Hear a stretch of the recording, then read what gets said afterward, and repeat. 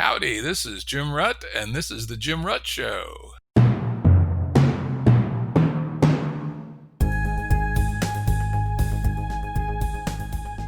Listeners have asked us to provide pointers to some of the resources we talk about on the show. We now have links to books and articles referenced in recent podcasts that are available on our website. We also offer full transcripts. Go to jimruttshow.com. That's jimruttshow.com. Today's guest is James Ehrlich. He's the entrepreneur in residence at Stanford University School of Medicine on their Stanford Flourishing Project. And he's the founder and CEO of Regen Villages. Welcome, James. Hey, it's great to be here. Thanks for having me, Jim. Yeah, it's really good to have you here. We're going to be talking about mostly his Regen Village stuff. And we've been talking to a number of people recently about permaculture, regenerative ecology, intentional communities on the show. People like Morag Gamble, Daniel Christian Wall, Joe Brewer, some others. So this fits into this theme we've been talking about how do we live on the land in a way that we can actually support something like 8 billion people within what Mother Nature can really reasonably allocate to the human race. So in very short, a couple sentences, what is a Regen Village? Yeah, very short. Regen Villages is a technology-enabled, bioregenerative, resilient neighborhood infrastructure design that enables people to live in a beautiful, energy-positive dwelling with critical life support systems of clean food, clean water, clean energy, and waste-to-resource management at the neighborhood scale. And when you say neighborhood, about what size? Well, really, it's a relationship somewhere in a ratio between 1/3 to 2/3. So 1/3 of built space to 2/3 of open space. So through that context, if you wanted to have a neighborhood of 300, 400 homes, then you would have, something like, let's say 60, 80 acres, something like that. And accordingly, 20 of those acres would be devoted to village housing density, and the other 40 plus acres would be devoted to organic food production, permaculture, clean water, cisterning, energy production, waste digestion, etc. Gotcha. As a farmer myself, I'm a little skeptical that you could support that level of population on that small amount of land, but we'll get into that later. This kind of fits in the category kind of similar to eco-villages. I want to put you in that space of eco-village, and then the other dimension is intentional community. How much communal living do you expect in a Regen Village, or is it going to be more like a ecologically aware subdivision? Well, I've spent about 15 plus years doing case study research of organic and biodynamic family farms, intentional communities, eco-villages, co-housing, collaboratives. And I've always, of course, been inspired by these kinds of neighborhoods, how healthy and how happy people are. People are aging in place, and you have young babies, and you've got young couples and individuals, etc. But the difficulty that I found was how long it takes for these communities to form and get constructed and come to life, somewhere between 8 to 30 years. And so I wanted to take a more, coming through Stanford research on this topic, take a more, let's say, industrialized approach, if you will, with the best, light of that kind of term, to see how we could globally replicate and scale these kinds of communities around the world through the lens, yes, of real estate development, but also to address these 17 sustainable development goals. And so the answer to your question is that Regen Villages takes a more agnostic approach, if you will, to neighborhood development. We're not trying to social engineer or create these, utopias, quote unquote, of intentional, communities and folks. People will vote with their ability or interest to live in these kinds of neighborhoods, and will benefit from living in these communities. The rest we sort of envision will happen organically.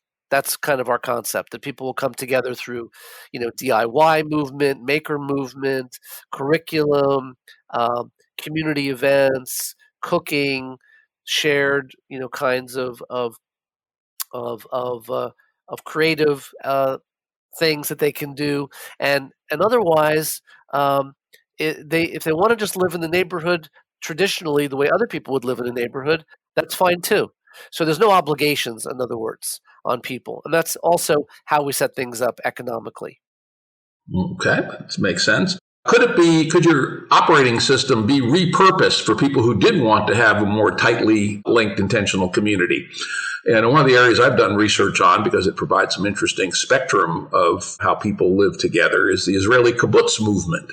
In the early days, it was radical socialism. Everybody made exactly the same income. Everybody lived in exactly the same size house, and everybody ate their meals together in common. They even had a common laundry, and even clothes were shared. Very radical egalitarian.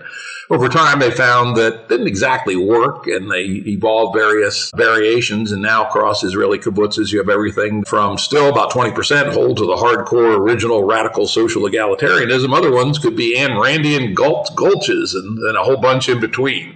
Do you see anything about your operating system that is incompatible with exploring those kinds of relationships? No, not at all. I mean, look, our village operating system software is intended to do a few key things. The first is we need to change the bloody rules when it comes to residential development. And that means zoning on open space, agricultural land in balance with nature. We can prove actually that we can produce more clean organic food, clean water, clean energy, waste to resource management on open space than if you just left that to monoculture organic production or other kinds of food production.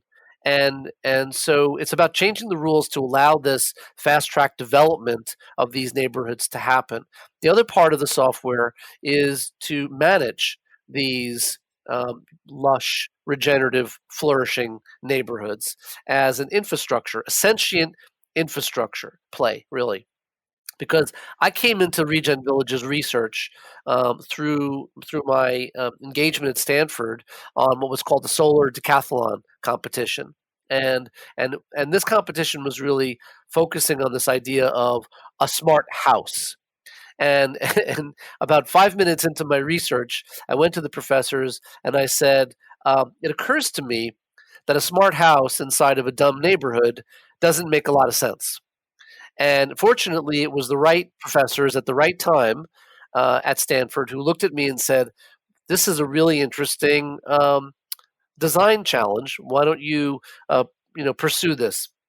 And so through that context, Regen Villages is really focusing on, the nuts and bolts of making it easy for developers and landowners and government and communities to dial their interest and stakeholder interest rapidly and get these communities built as quickly as we possibly can around the world.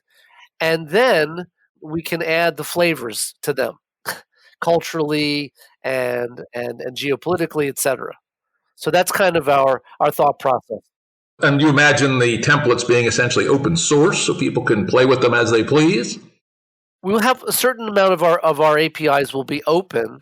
That's for sure, because we're dealing with diverse technology platforms, clean water platforms, clean energy microgrid platforms, food production, passive house technology and typology, platforms, and all of that, requires the ability to code into our Village OS through an open API.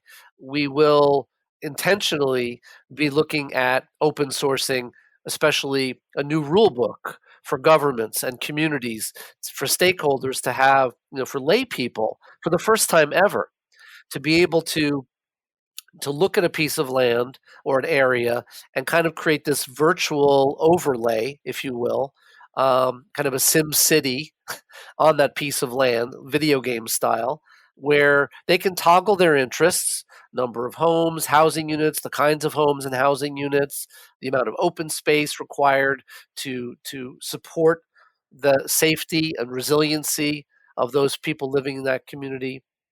And then that accelerates the whole process to a point where they don't need to bring in architects and engineers and urban planners and all of that very expensive ecosystem, at least in the early or middle stages of preliminary planning conditions. And then that just makes everything move forward faster. And that's really our goal. We want to use machine learning to create beautiful places for people around the world to live in. That's really what our goal is. Now, what do we need machine learning to do that for? To build a community of 300 people? I mean, do I really need machine learning to do that? I mean, we've lived in villages of that size for at least 10,000 years. I think we sort of know how to do that. I'm being a little bit obnoxious here on purpose, but yeah. No. I don't think so at all. I think you're sparring in the right way, which is the truth is that we're not talking about 300 people. We're talking about 300 families in a minimum size Regen Village community, number one. Number two, the moment you try to build anything anywhere around the world, pretty much you're going to be dealing with local, regional, and national government rules, regulations, and codes. And those are not easy to navigate and deal with. And even as you deal with those, with a very expensive ecosystem of designers and architects and engineers, et cetera, then you also have the daunting task of what's called community assessment, or otherwise known as NIMBYs, not in my backyard. And what we're trying to do is get to the YIMBY stage quickly, which is yes, in my backyard, right?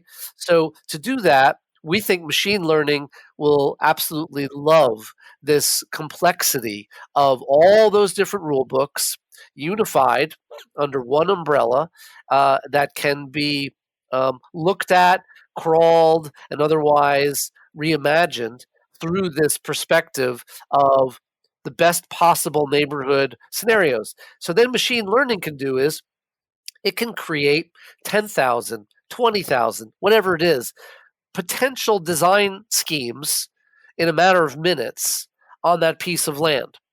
And then whittle it down with the stakeholder engagement through those SimCity, video game-like toggles, to a place where you've got 3 or 4 logical kind of submissions, and then the software can then take it to the next level and start to make more of a maybe even a 3D immersive virtual simulation of that master plan, and then you get this feeling of actually being there in a lot of ways, and that's where generative software design really can play a role. The next part, as I mentioned earlier, is that once that blueprint, that digital blueprint has been approved, the software becomes the farmhouse server. It can then be the tool and the platform to look at historical data, real-time sensor data, of course, and predictive modeling using machine learning to mitigate against risks and, of course, improve on and for flourishing. So we think machine learning is an amazing opportunity for the neighborhoods of the future to design and operate for the benefit of its residents and the external communities in the surrounding areas. Yeah, it might have some use. I mean, I tend to use the word machine learning a little more narrowly in terms of, the way they might use it in Silicon Valley. You're kind of using it more broadly to talk about automation technologies in general. So that's good. That clarifies that distinction. Well, actual machine learning itself may have a part, for instance, in dynamic system control of a closed loop aquaculture, hydroculture system, for instance. Things like automating the design can be automated, but doesn't necessarily have to use machine learning to do so. I mean, kind of a nerdy distinction, but I thought one that I'm glad I dug into a little bit. Now, something you mentioned that is huge. I deal with a fair number of people who are thinking about launching eco-villages or what we call proto-bees or other forms of on-the-ground new ways of living. And the biggest goddamn barrier is land use regulation, building codes, and health departments. And unfortunately, they are all over the place. I mean, we have some jurisdictions here in Virginia where tiny houses are forbidden, for instance. All houses must be at least X. I think it's like 900 square feet.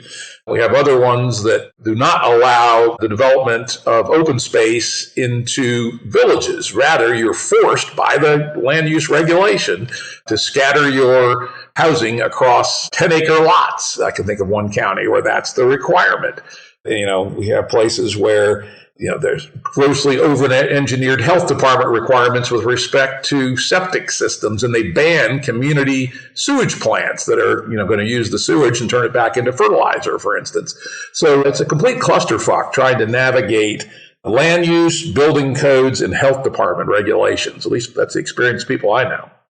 Exactly. And really what it comes down to from our perspective is that, when you look at government e-governance, like for instance in Estonia, and I love Estonia because it's such a great example of a group of forward-thinking folks who came together and and piece by piece they started to create this e-governance system that allows lay people, citizens, to gain access to very important information in a very easy way and control the data in a way that they need to for themselves. Whether it's dealing with driver's license or parking tickets or planning conditions or things like this. And really what it comes down to is, to be perfectly honest, the data that we're talking about of rules and regulations and codes is not black box. It's not hidden away from the public. It is it's scattered to the wind for sure, and it's in lots of different locations. But a way to unify that data and those rules and make it accessible through a natural language search engine, for instance, that would be something open source that we'd really love to see part of our Village OS deliver on. But then, of course, being able to, like I said before, use machine learning to crawl through all of those rules and start to suggest, well, if you did this and you did this, then you could get this green checkbox and you could actually build a Regen Village community or a regenerative, resilient community on this open space. And by doing this, primarily what we're trying to do is to show those governments, especially, that a lot of finance and funding is ready to kind of come in and get these communities built rapidly with very big stakeholders, people doing prefab, modular, earthen building material construction, top players and all those different platforms, and that we can really prove that not only will these communities get built rapidly and that they will sell out and the tax base and everything will be lucrative and increased for those communities, but that we will be able to prove long-term positive externalities. That, in other words, that living in these kinds of communities and building these communities will result in benefits, reduced burdens to government, local, regional, national, will lower burdens on healthcare systems because people are living healthier, happier lives. They'll broker peaceful, happier places, so less burdens on criminal justice and police. And so, there's a benefit, in other words, for those rules to be changed. And I think that's an exciting place for us and a hopeful place for us to all join together to imagine. Yeah, I agree with you. But I see it like, unfortunately, because you are right, we have to scale this rapidly to a global scale. But unfortunately, the wheels of local land use regulation grind very slowly. I see it as sort of an iterative back and forth fashion. You find some territory, some jurisdiction that's really relatively open-minded. You build one or two or three of these things and show that they work. And then you gather the data. Then you use that to lobby other jurisdictions to perhaps adopt a uniform code. That might be a very useful thing associated with these projects. Here's a uniform code for land use regulation, building codes, and health department regulations that are compatible with Regen villages. And then over time, and unfortunately this takes time, get more and more local jurisdictions to adopt this uniform code so that they can then compete for these definitely economic and socially positive projects. Exactly. And the truth is, to be perfectly honest, a lot of these rules and regulations, I like to say, were put on the books 100, 150 years ago by old white guys with long white beards and top hats, because they controlled district scale power, district scale water, sewage, roads, lighting, electrical, all those different things. And at the same time, there's this very fat ecosystem of providers, let's say, who are the ones that you must go to in order to do a master plan booklet. And it's a very thankful, expensive process for those folks, because once they do a booklet, then of course it has to be iterated on, and that costs more money, and then iterated on again, and that costs more money. And it's really a sport of kings. So it's been, all of the rules on the books are intended to keep control. And we can go, a bit further on that control if you like, to say that it's been, kind of a thought process for many, many decades to lure people from the peri-urban and the rural areas to the cities, and then control for their diets, control for their health care, control for all of those different things like aphids. Basically they're under the control of those ants, tickling them for the sugar. So there's always been this concern, I think, about people living independently or off grid or resilient in a regenerative way. And there's market forces that have been against it. So what we're trying to do from a Buckminster Fuller perspective, is to create a new model that makes the old model obsolete, which is a Bucky Fuller quote.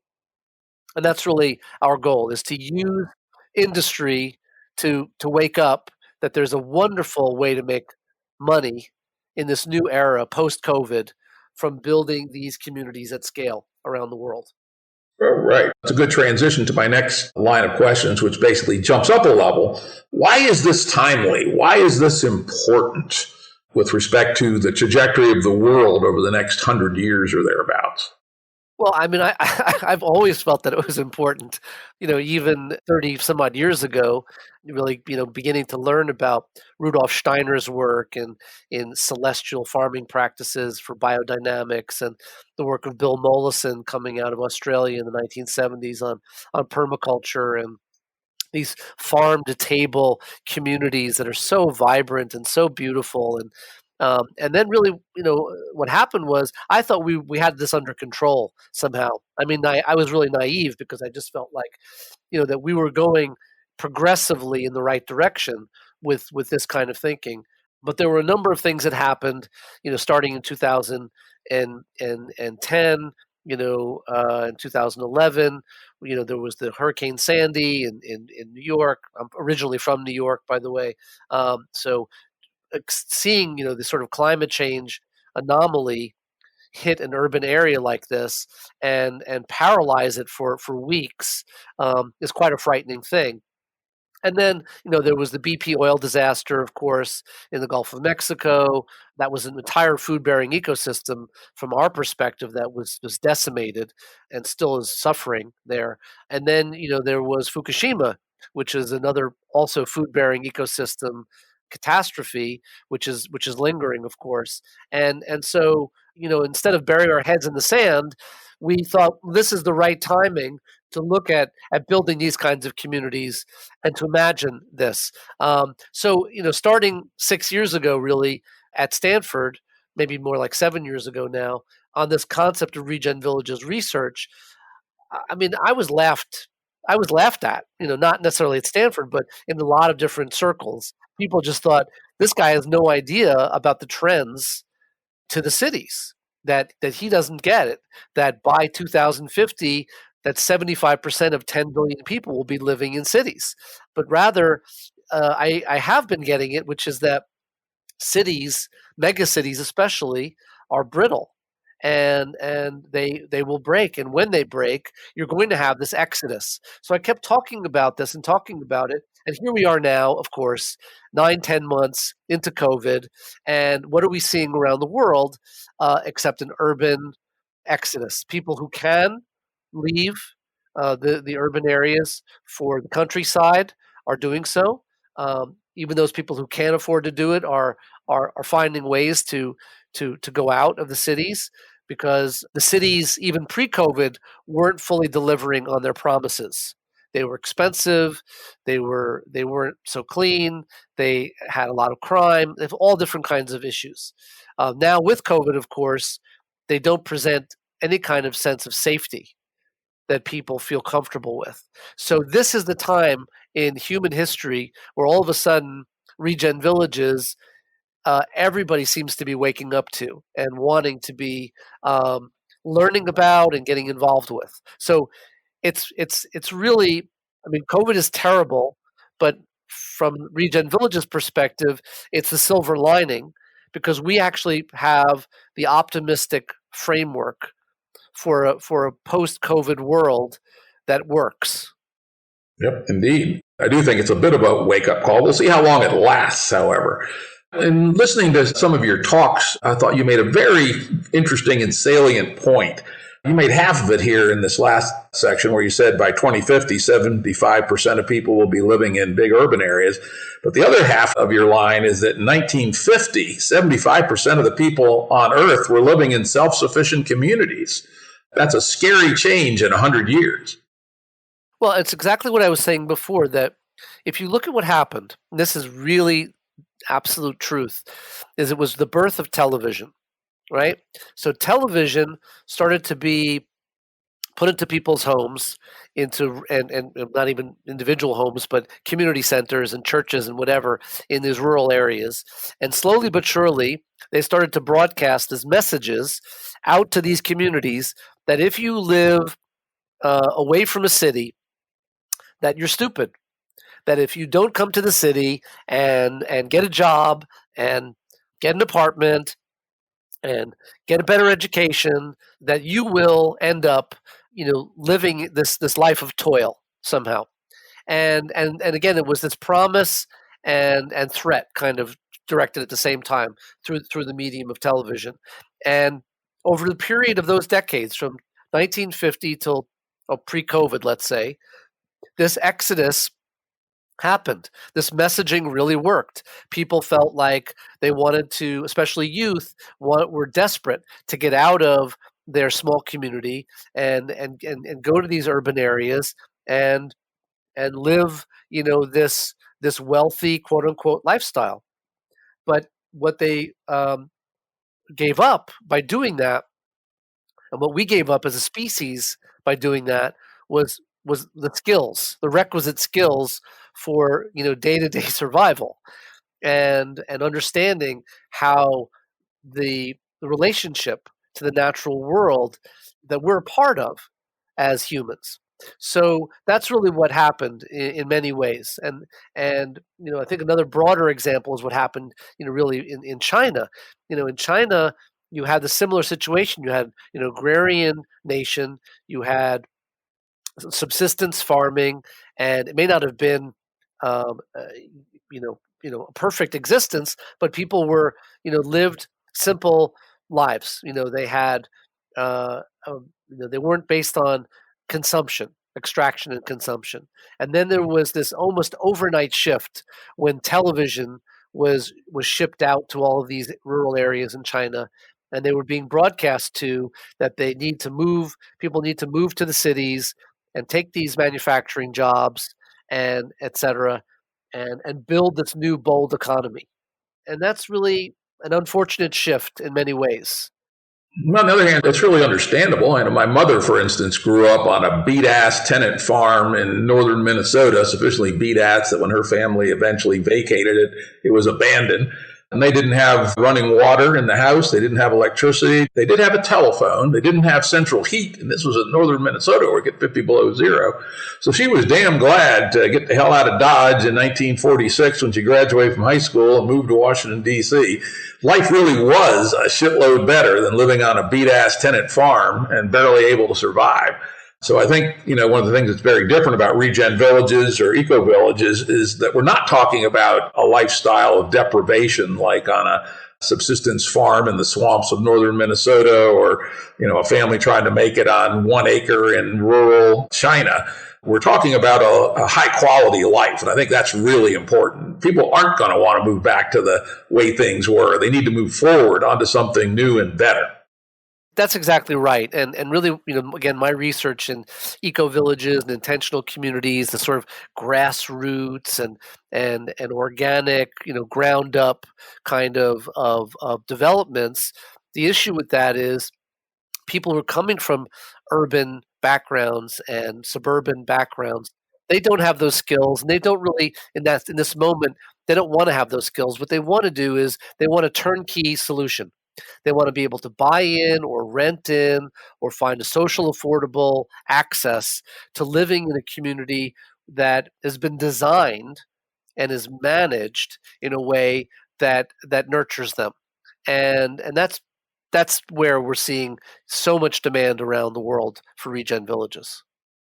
Yeah, fortunately, the other thing that goes in concert with this, and I think helps to catalyze it, is there's a growing number of millennials in particular who are becoming practitioners of local agriculture, permaculture, etc.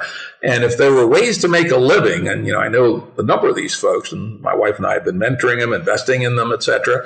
They work their asses off, and maybe they make $11 an hour. If a better thought out system could allow them to make middle class earnings, I think there's a significant number. It may only be 3 or 4 or 5%, but that's a lot of millennials who would love to be permaculturalists or community agriculturalists in agrihood. And so I think that's a timely trend that could easily help staff the agricultural sides of these enterprises.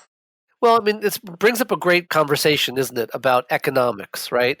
Why do people go to a job? Mostly soul-crushing work, okay? Pushing a piece of paper from one end of the office to the other, only to get that same piece of paper back next day that they have to push again. The reason why they do it is to get other pieces of paper that helps to pay for the vacant apartment or house that they've had to leave 8 hours a day to pay for. Or that car that they're leasing or renting or whatever it may be, or mortgages that they're having to pay off.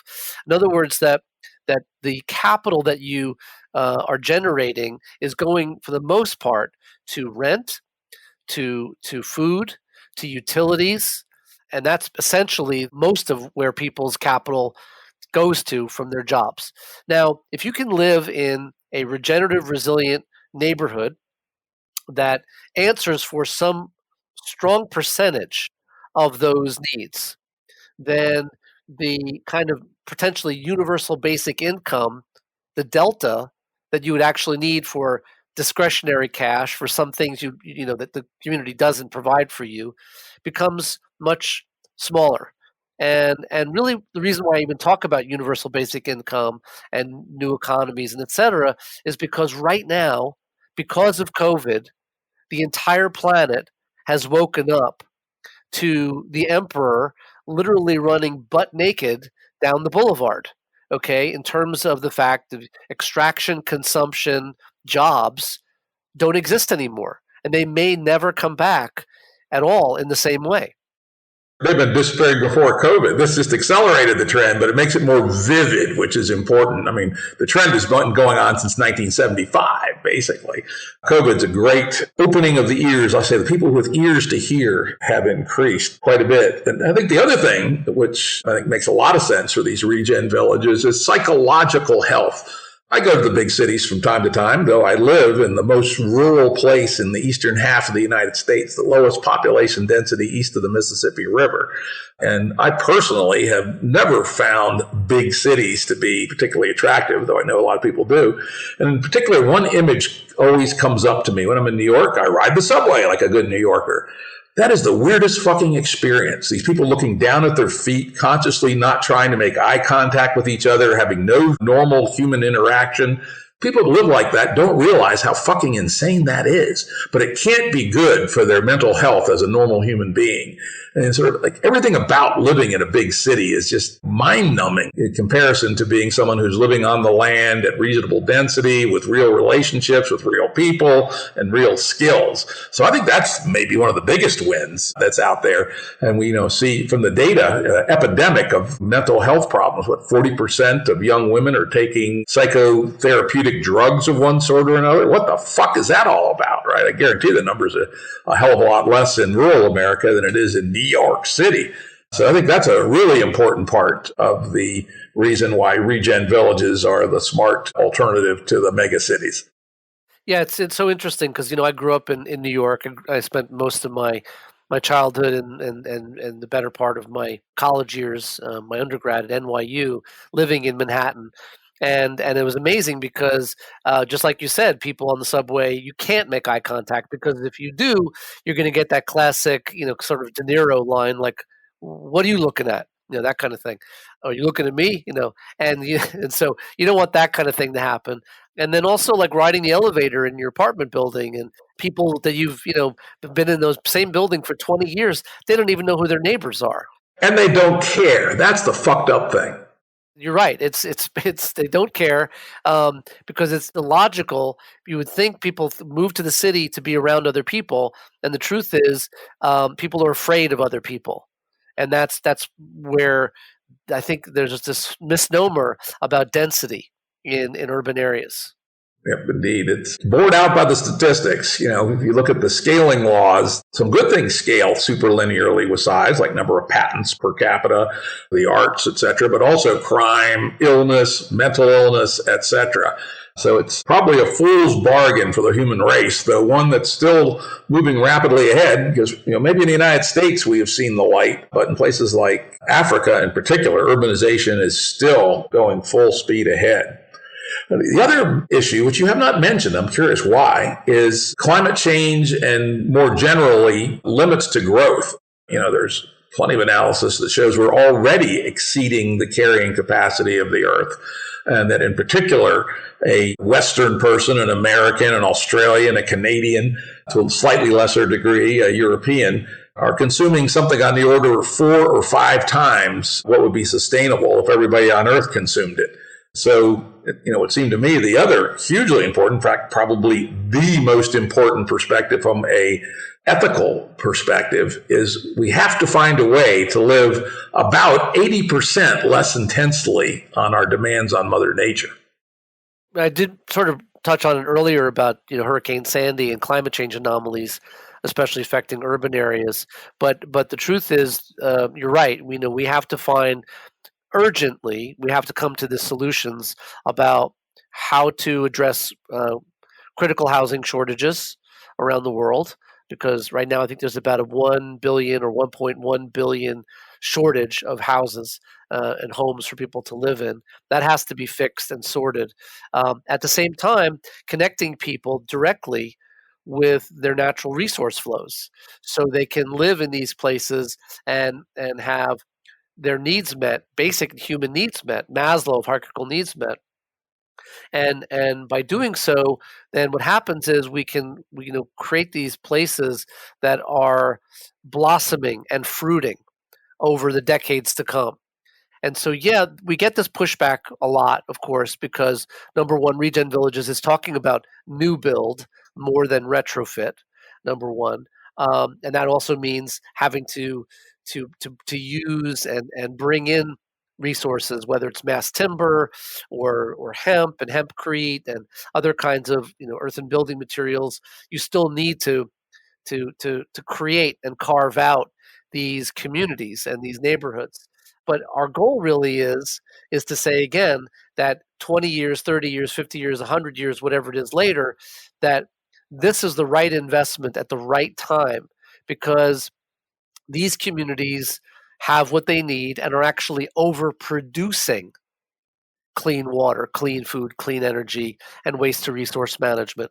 And also, most importantly, especially through the lens of pandemics, that by spreading out a bit and having less density from these megacities in these open up areas, that we create a better environment for health and mitigating those risks. The bottom line is if you have a better diet and you're living with less stress, your immune system is stronger.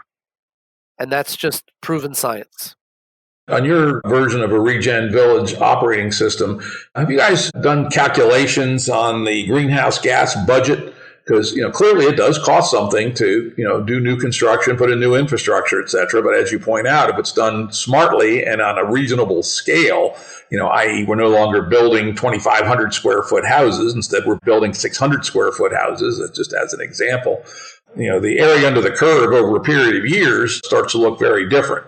Have you guys done that work? Estimate what the greenhouse gas load of Regen Village might look like over a period of 50 years or 100 years? We've started doing some of the preliminary research on it, but the truth is we won't be able to get there in any sort of deeper granularity until we fully engage and build the first pilot communities. Once we do that, we'll be able to really understand from our providers, especially the construction firms, the platform companies running the infrastructure and with their services and systems and appliances and all those different aspects, we'll be able to get a better snapshot of the built environment portion of the carbon footprint.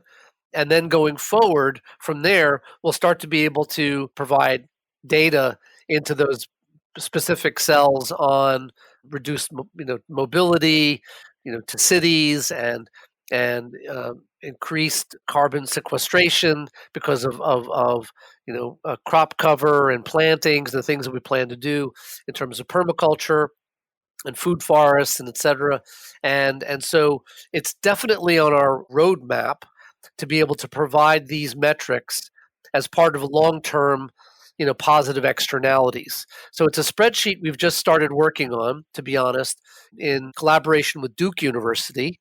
So between Stanford Flourishing, Regen Villages, and Duke University on this new kind of spreadsheet that can show what it will look like decades from now living in these kinds of communities. Okay. That's a good start. I'm just thinking out loud here. We talked earlier about intentional communities of some of the ones some people I know are thinking about and working on. I think part of the rationale there is that if one builds a social operating system that is, based on, real cohesion with other people and living together, eating together, taking care of each other's children in a deep way, kind of like the older communities we used to have, as opposed to a residential real estate subdivision model, the need for status through possessions or stuff goes down. So maybe you don't need a 2,400 square foot house. Psychologically, if you're getting your fulfillment through conviviality and community, and that maybe it does take something like a intentional community operating system to get the greenhouse gas levels down from these kinds of communities, rather than just trying to replicate a standard, residential subdivision with some upticks and tweaks. What do you think about that? Of course, climate change is first and foremost in our minds, and also this idea of consumption and extraction. And that both of those feed into each other, isn't it? And that we have to address both of them. And for the global South, especially, that we have to create a new, exciting kind of aspirational goal for living in these kinds of communities. Because especially if we can show this is how the new middle class, the aspiring class, want to live in developed economies, then it becomes sexy and interesting and appealing for the rest of the world. And that's really our goal. I like that. That I like, right? But we have to frame, I think, to get that signal out, the moral wrapper around these communities. There's a moral imperative, people, for you to give up the high consumption way of life, the golf course and the Lexus and the Rolexes and all that happy horse shit, and realize we don't need that to be happy. Happiness is about other things entirely. And step off the status through possessions and through positional goods game and find a new game to play. It's interesting saying that because I recall some of my early lectures in 2014 in to the Prime Minister in Malaysia, Kuala Lumpur, about this topic of regen villages and what they call the kampungs in Malaysia, and this idea that there's a new wealth that it's a moniker that if you have a place, a house, an apartment in a regenerative, resilient community, that you become, it's a wealthy, statement that you have this place that's safe and resilient, and that becomes something appealing for a mate, because then they say, "Oh, you have a place in one of those kampungs that's smart and regenerative." Well, then that's a good place to nest, isn't it? So we can't forget human instincts at the end of the day, and what drives a lot of motivations, especially with young people.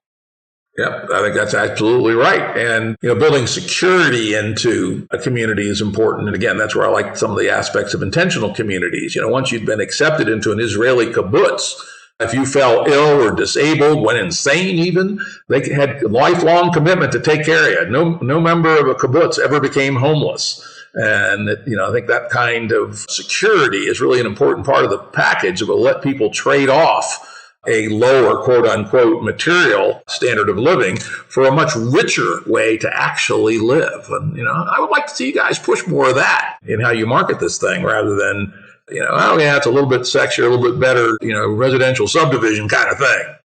I don't disagree with that. I think really what it comes down to is we have to live in the current economic milieu, or let's say the pre-COVID economic milieu of real estate development and iterated rate of return, IRR, and ROI, return on investment. And once we do that dance and we do it right and we create these places that make investors happy, and we're talking about impact investors. Let me qualify that. Impact investors, so they're getting a return that they can then reinvest in other kinds of impact investments.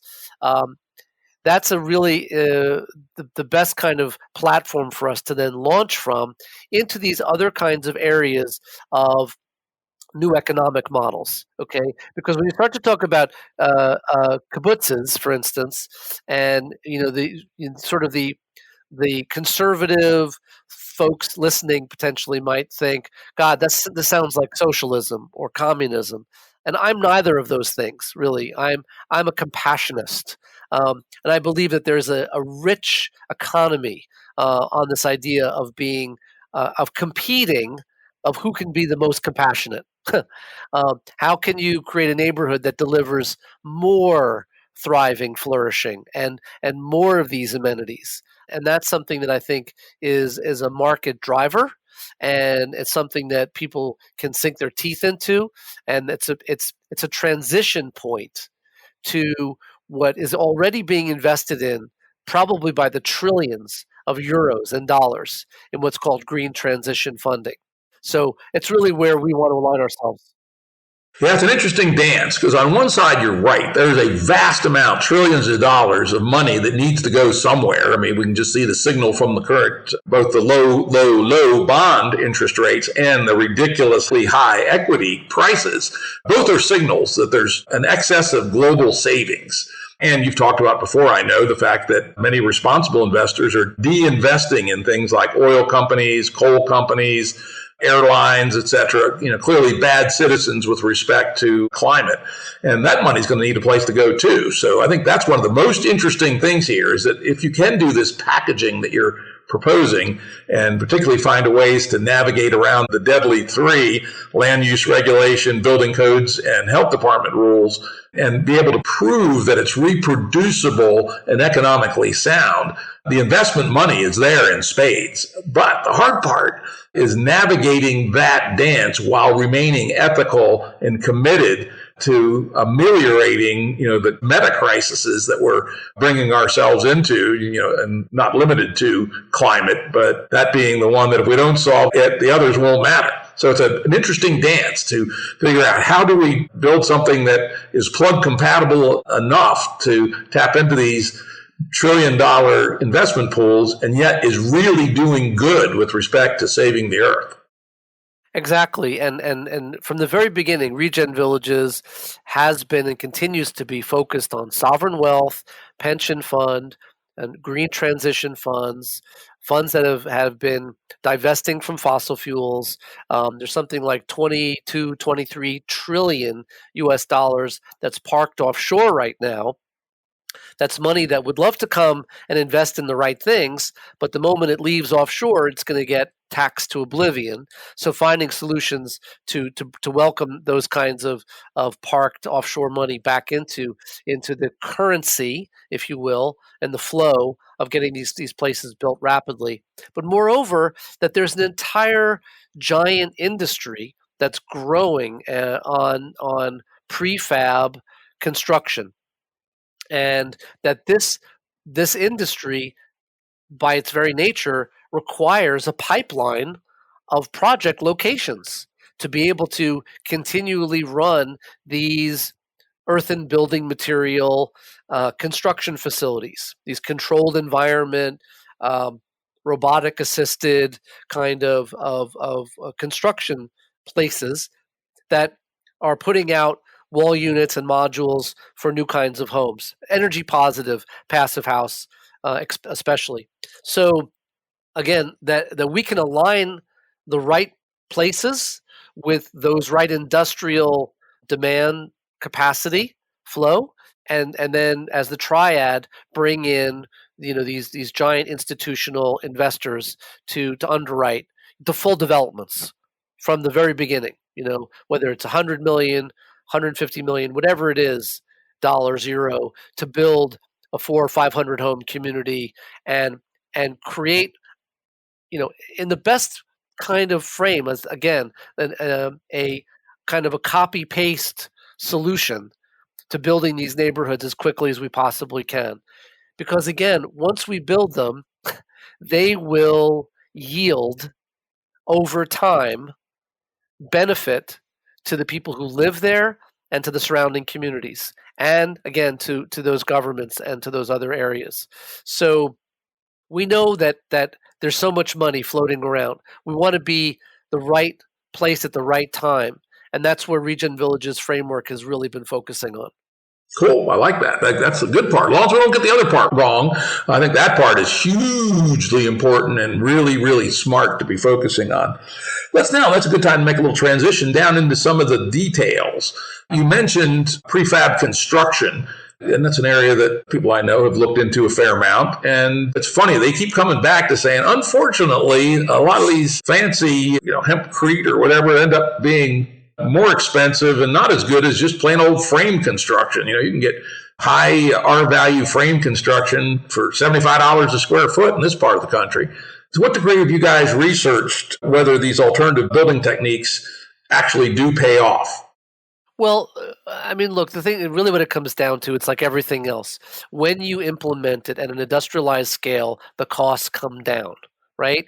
So when you bring in hemp and hempcrete into a 3D extruder, 3D printer, okay, and you're printing out these social affordable homes, by one example, or you're creating these prefab components in a warehouse environment, a controlled environment, that by doing enough of it and selling enough of it, it brings the costs down. It's like any other industry, right? So we know that right now it's still nascent and that there's pushback. And it's pushback because the construction industry, which represents one of the biggest carbon footprints, by the way, in the world, is resistant because they have a rinse and repeat attitude and mindset of pouring concrete and laying steel and doing what they think is, it's easy for them. They don't have to invest anything in some new way of constructing. And in the same way of stick-built construction, that there's a lot of folks who believe that that's still the right way forward, but it's such a waste of time and energy now.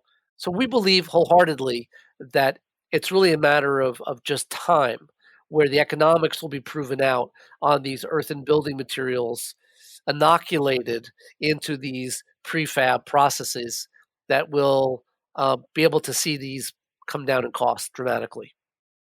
Yep, I'll be following it, but I will say, when I keep looking at it, it comes back to me, not stick built, that's clearly wrong, but basic frame construction prefab from a prefab factory, which is of course a very scalable industry. There's zillions of prefab builders all over the country, and you can get some pretty decent housing for remarkably little price with that very well-known construction technology. So I think you always have to compare these aspirational technologies with the actual competitors on the ground when one's making an actual decision about an actual community, because otherwise it won't be competitive in the marketplace. And as you say, if we're going to tap into that $1 trillion investment pool, the resultant community has got to be cost effective.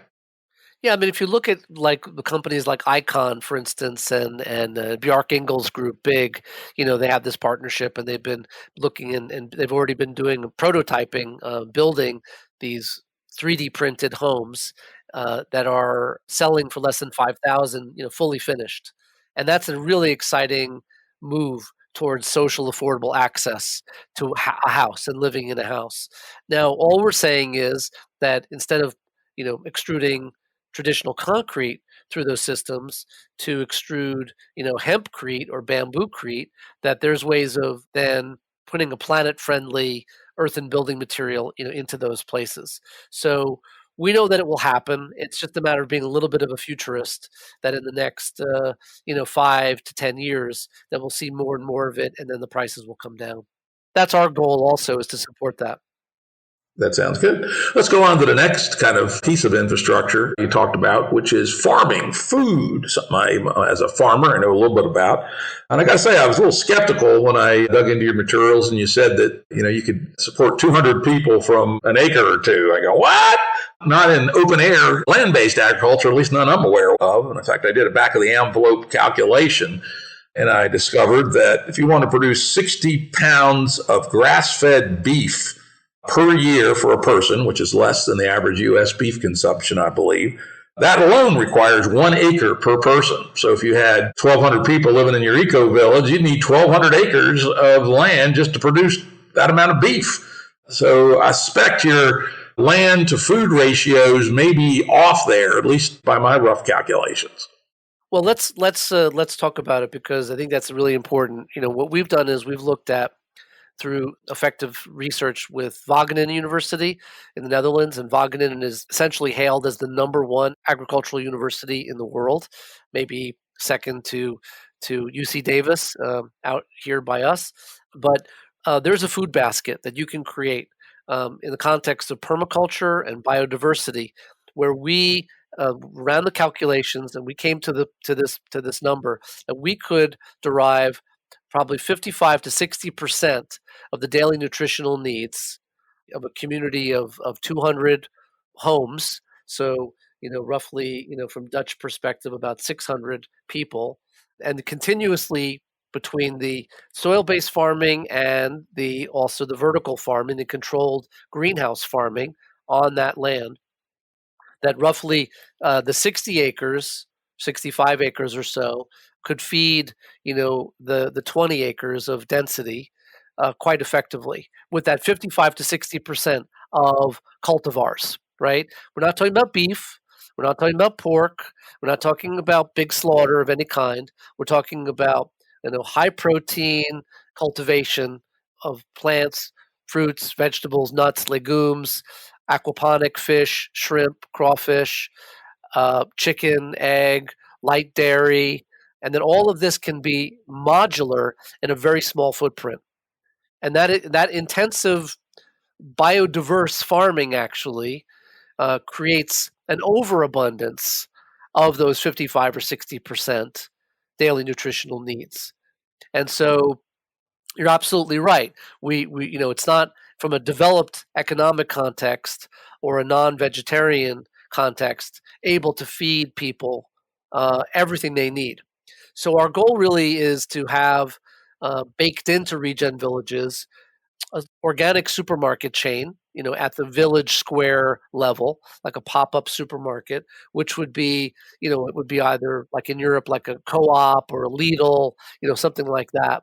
They would provide the ingredients that we don't provide, the beef and the pork and lamb and other kinds of things to those families. Other bulk ingredients that we're also not going to be growing, like large wheat crop or rice or things like this, but that they could absorb our artisanal ingredients, our surplus of those, and then we have this lovely ecosystem in balance in terms of diet.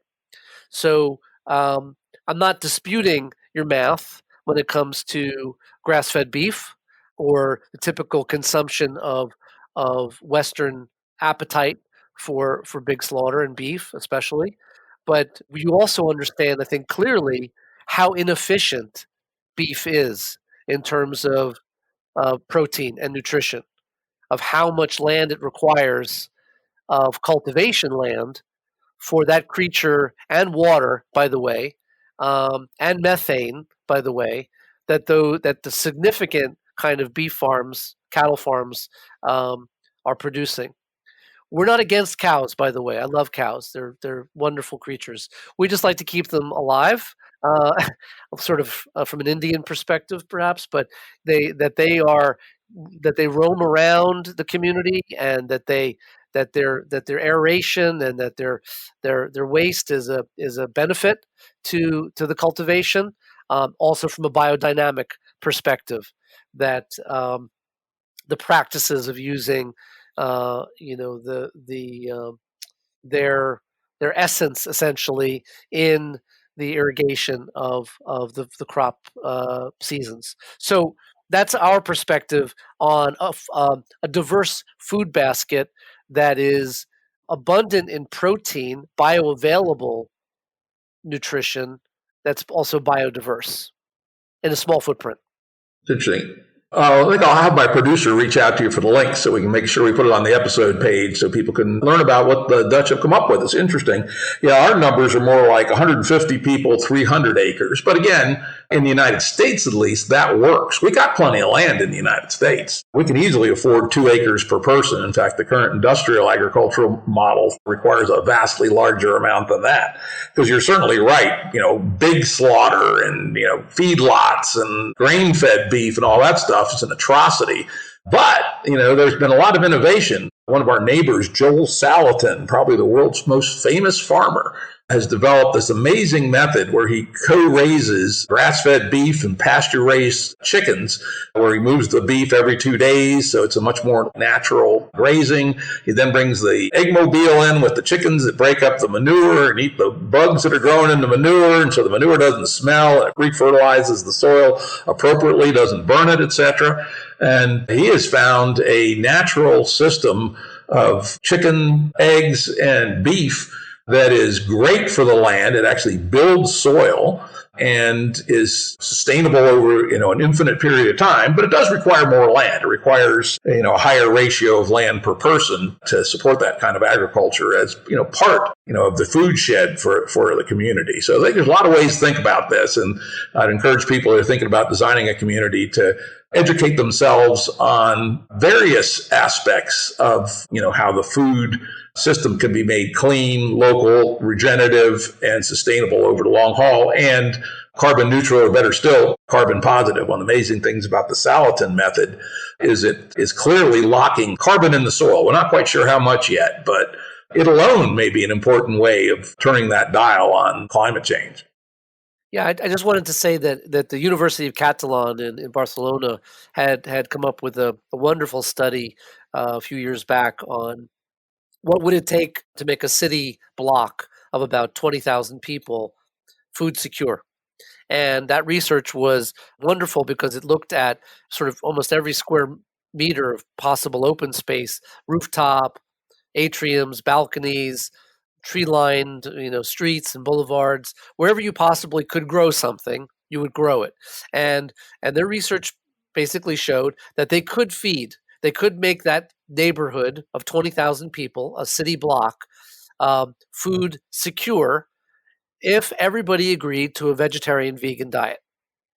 So I guess, again, it goes back to my point that where every possible area that you could make a neighborhood of 60 or 100 acres robust in its food production and whatever those things can be, that you will get these wonderful overproducing kinds of areas. And so we do feel like that is, again, germane to this idea of feeding Regen Villages communities in a resilient way at their doorstep.